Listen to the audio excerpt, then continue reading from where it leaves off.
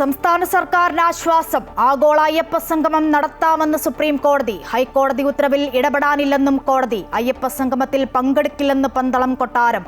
കുടുംബാംഗം അന്തരിച്ചതിനാൽ എന്ന് വിശദീകരണം.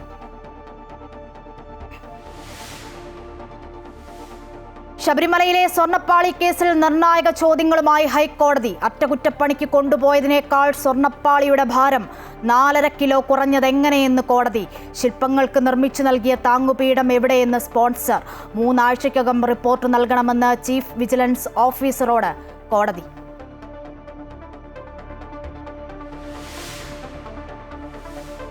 മുഖ്യമന്ത്രിയുടെ വിമർശനങ്ങൾക്ക് മറുപടിയുമായി എ കെ ആന്റണി. ശിവഗിരിയിൽ നടന്നത് നിർഭാഗ്യകരമെന്നും പോലീസിനെ അയക്കേണ്ടി വന്നത് ഹൈക്കോടതി ഉത്തരവ് പ്രകാരമെന്നും എ കെ ആന്റണി.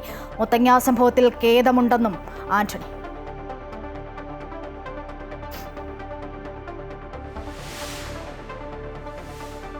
ആരോഗ്യമന്ത്രിക്കെതിരെ സഭയിൽ പ്രതിപക്ഷം. സംസ്ഥാനത്ത് മസ്തിഷ്ക ജ്വരം തടയാൻ കഴിയുന്നില്ലെന്നും മന്ത്രി ഇരുട്ടിൽ തപ്പുന്നുവെന്നും പ്രതിപക്ഷം.